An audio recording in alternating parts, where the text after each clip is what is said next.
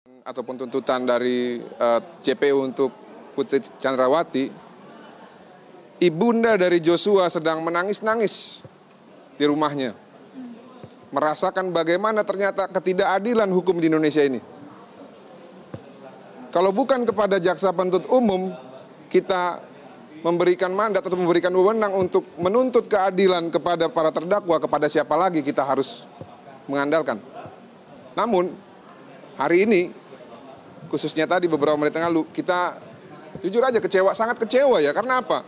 Pasal 340, mereka mendalilkan bahwa pasal 340 terbukti secara sah dan meyakinkan, namun tuntutannya tidak sesuai dengan pasal 340, 8 tahun.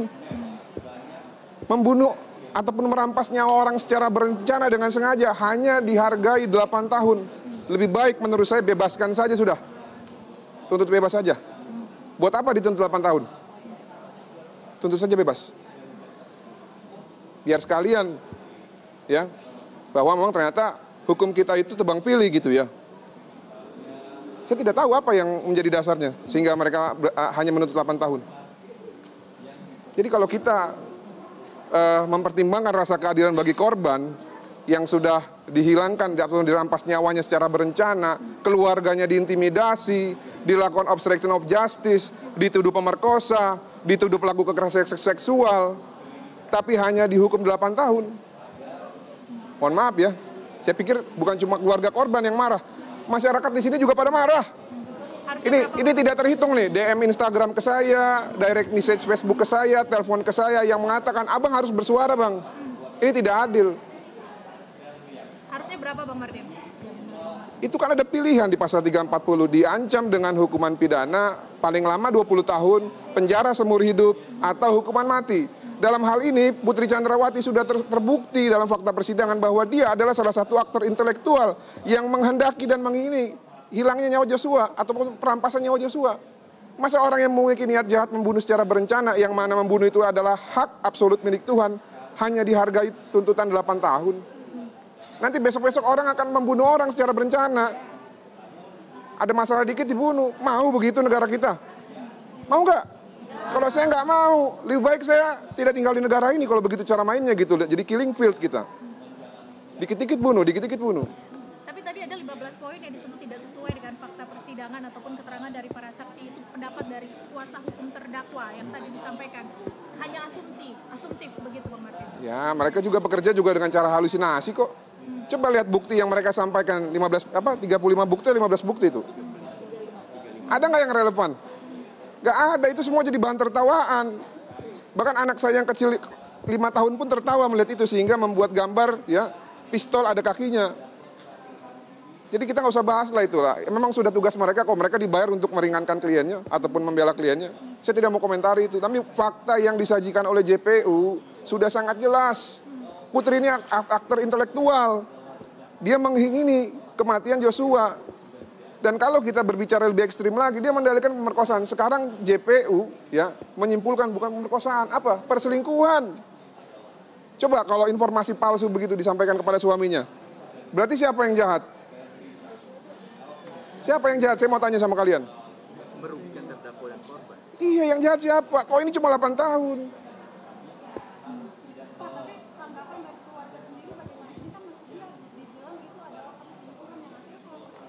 Sangat kecewa lah, nggak mungkin Joshua mau selingkuh sama orang yang lebih tua. Dan itu kan dia dianggap orang tua angkatnya. Ya, ini orang tua angkatnya. Karena orang tua kandung pernah bilang, kamilah yang melahirkan kamu, tapi anggaplah yang ada di Jakarta itu sebagai orang tua angkatmu. Berlakulah baik kepada dia. Dan hukum Tuhan yang kelima, kasihlah orang tuamu. Orang tua itu bisa siapa saja yang lebih tua. Memang secara spesifik untuk orang tua kandung, tapi orang tua yang ada di lingkungan kerja dia juga harus dihormati. Dan namun ya, nih ini walaupun kami menolak ya, tapi kalaupun ini memang itu terjadi, itu atas relasi kuasa. Coba baca teorinya Reza Indragiri. Bang Martin, terlepas dari motif perselingkuhan ataupun pelecehan seksual, peran krusial ya dari Putri Chandrawati yang tadi Abang lihat disampaikan dalam materi tuntutan jaksa penuntut umum apa Bang? Perannya yang pertama ya, berdasarkan fakta persidangan, Putri itu ya memerintahkan untuk melucuti senjata Joshua, padahal yang membunuh Joshua itu kuat, ya pakai pisau. Lalu yang kedua, ya Ada petunjuk dari Richard Eliezer yang mengatakan ya bahwa sudah ada perintah pembunuh pada saat sebelum di Duren 3 ataupun di Saguling, yaitu ingin menabrakkan mobil ke bagian samping di jalan tol. Lalu peran ketiga itu ada tertangkap di CCTV Putri Chandrawati bersama-sama dengan Kuat naik ke lantai 3. Diduga keras, disitulah konsep ataupun skenario untuk pelecehan seksual, konsep untuk mengarahkan ataupun menggiring korban ke tempat pembantaian di Duren 3, dan konsep-konsep yang lainnya untuk memuluskan keinginan jahat mereka untuk merampas nyawa Joshua itu dilaksanakan gitu loh. Karena kalau kita lihat ya, Ferdy Sambo pasca penembakan, dia tidak mengatakan apa-apa kepada Ricky dan Kuat, itu berdasarkan keterangan Richard.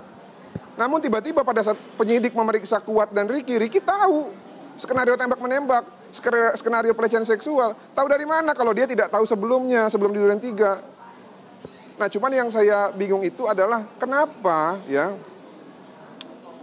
Ditambah lagi tadi satu lagi.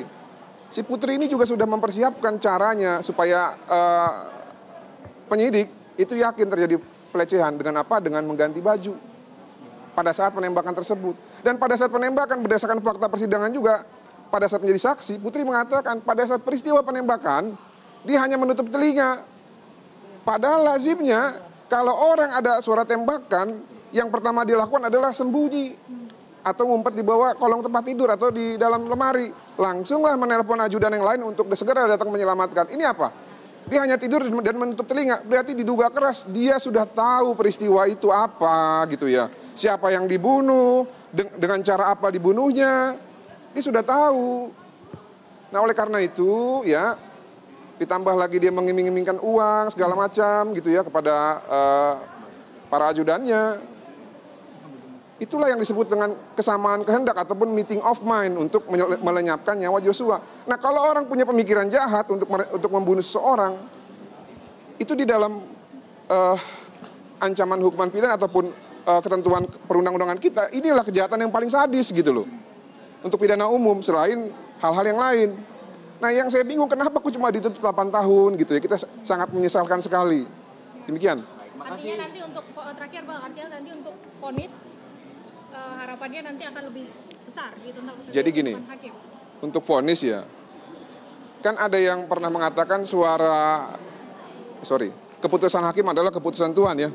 Tapi ada juga ada gium, Vox Populi, Vox Dei. Suara rakyat, suara Tuhan, tapi kita bukan sedang berdemokrasi saat ini. Nah, kalau kita kaitkan suara rakyat dengan suara Tuhan, dan kita kaitkan juga dengan social justice dan juga rasa keadilan bagi korban dan keluarganya, maka penting untuk dipertimbangkan oleh majelis hakim ya, untuk melihat aspirasi dari keluarga korban gitu, yang sekarang sedang nangis-nangis nih kejar. Nggak bisa berhenti nangisnya, karena hanya mendengarkan tuntutan sebanyak 8 tahun. Ya, belum lagi ibu-ibu yang di sini yang nangis juga.